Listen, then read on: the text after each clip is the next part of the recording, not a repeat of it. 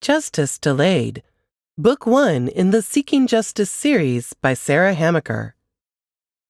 After serving her time, a convicted murderer tries to clear her name with the help of a washed-up investigative reporter.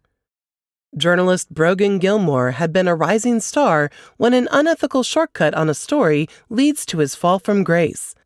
A chance encounter with convicted murderer Melander Harmon a few months after her release from prison provides Brogan with a chance for career redemption if he can land an interview with her. After serving her 17-year sentence, Melander has one objective: to uncover the truth about what happened to her cousin the night the toddler disappeared. When Brogan pursues her for an exclusive story, she reluctantly agrees if he'll help her re-examine the original investigation into Jesse's presumed kidnapping and murder. While re-investigating the case, Brogan struggles to keep his objectivity as he begins to believe Melander is innocent of the crime and starts to envision a possible future together. Then a shocking discovery throws their relationship and investigation into turmoil. As Brogan and Melander come closer to solving what happened to Jesse, will their budding relationship survive the truth? Now an excerpt from Justice Delayed by Sarah Hamaker.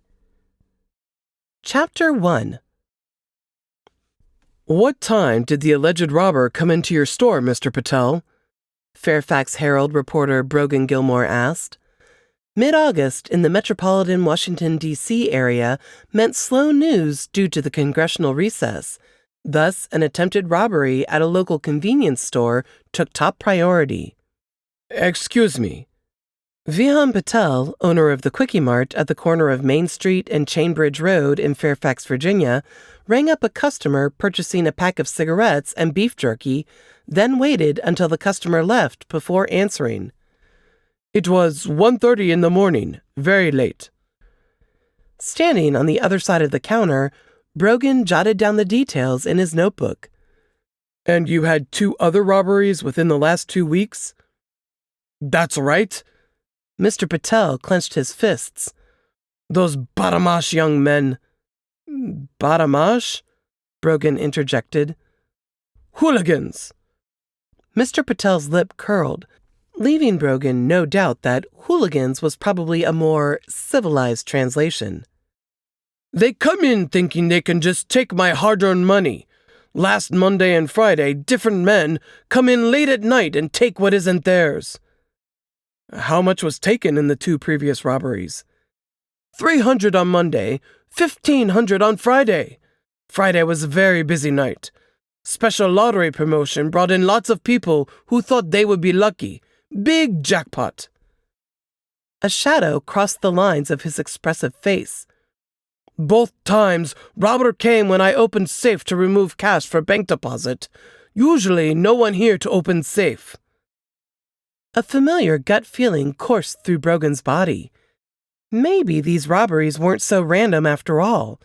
This was looking more like an inside job. Do you open the safe to ready the deposit at the same time each night? Mr. Patel shook his head. That would be foolish. I vary times each day. Sometimes right before bank opens. Sometimes mid-afternoon. Sometimes during the evening. When bank not open, I take deposit back home with me. The Monday robbery was at 10 in the morning. The Friday one at 9 in the evening. Brogan tapped his pen against the notebook. Who worked on Monday? The door's bell announced more customers. A group of teenagers poured in, their raucous laughter filling the small store. Mr. Patel craned his neck to keep an eye on the teens. My son Veer worked both times. He filling in for worker who called in sick. The tingle increased.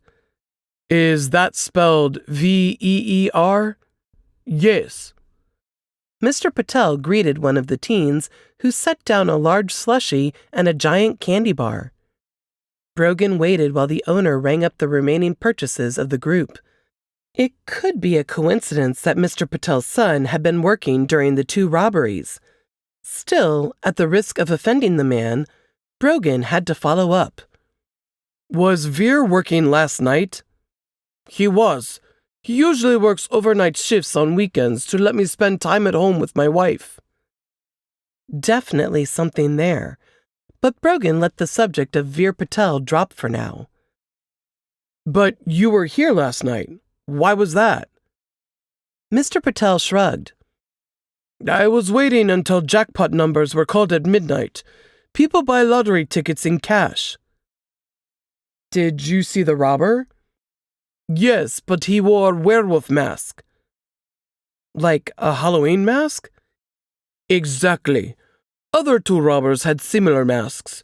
The werewolf robber much shorter with lighter skin on his arms. His hand holding gun shook. Brogan, writing furiously, gestured for him to continue. Then she threw soda bottle, knocked him in head. Mr. Patel's grin stretched wider. Rather than interrupt with questions as to who she was, Brogan let Mr. Patel finish his story. Miss Mel's such a little thing. I forgot she was here. She grabbed soda bottle and wham! Clipped masked man inside of head.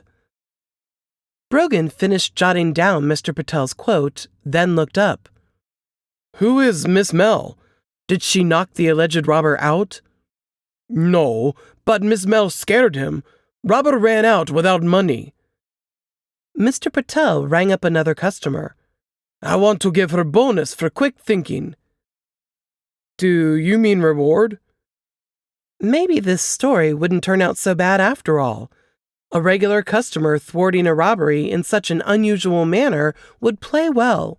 He'd also do some digging into Veer Patel before he questioned the son. Something about Veer working during all three incidents was one coincidence too many in Brogan's book.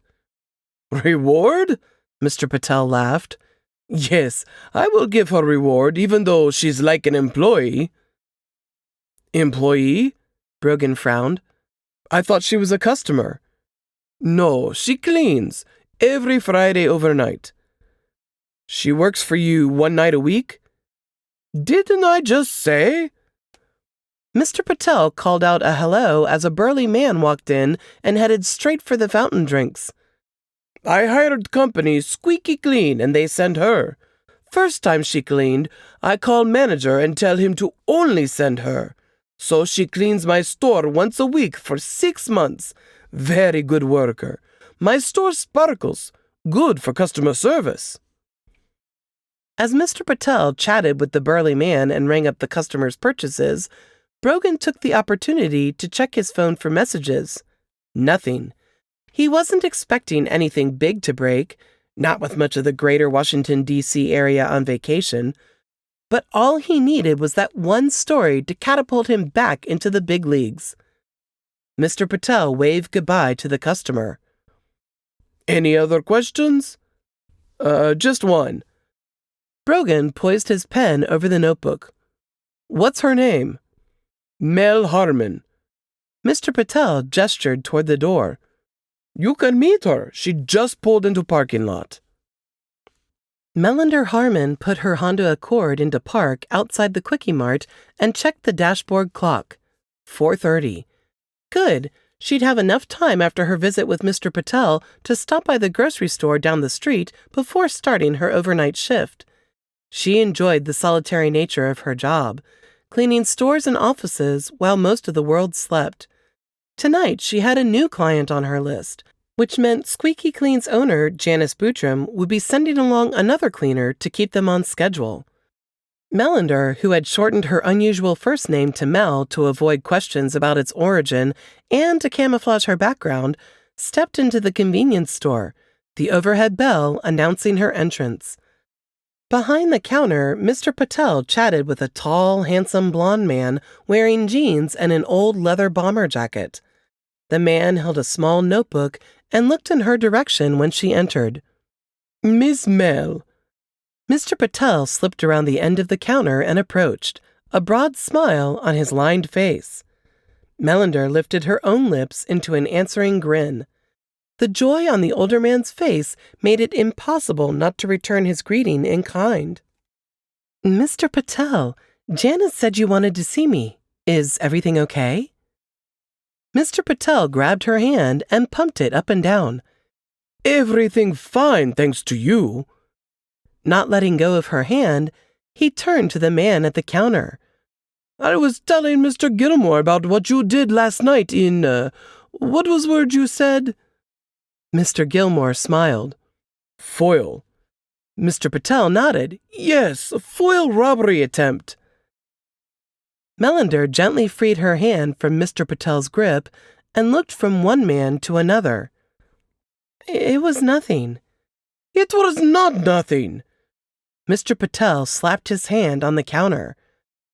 Melander automatically stepped back as her heart rate skyrocketed. There's no danger. You're not inside anymore. Nothing to fear here. But no matter what she told herself, the scent of danger hovered in the air.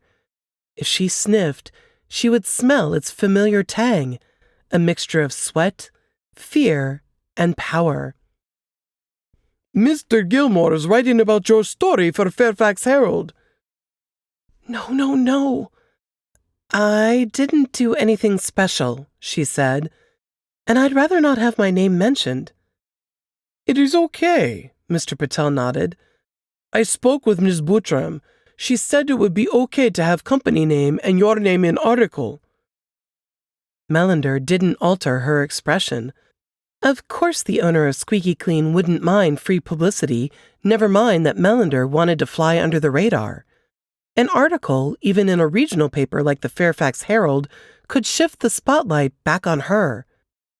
Mr. Patel told me what you did, chucking a 2-liter bottle of soda at the would-be robber. The reporter studied her with knowing blue eyes that weren't buying her false humility act for 1 second. The scent the reporter smelled wasn't danger, but a scoop. She'd seen that lean, hungry look in the courtroom too often to mistake it now. The name Brogan Gilmore had a familiar ring to it.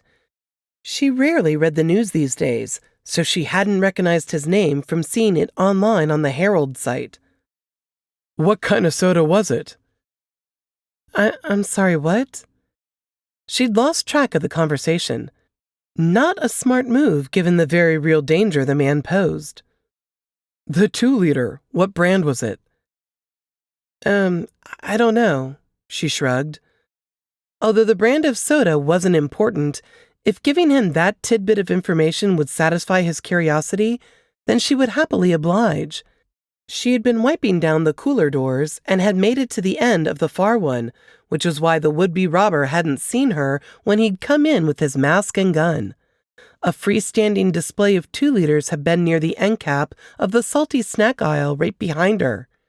Picturing the display, she snapped open her eyes. Dr. Pepper. Good. The reporter scribbled it down. Can you describe the robber?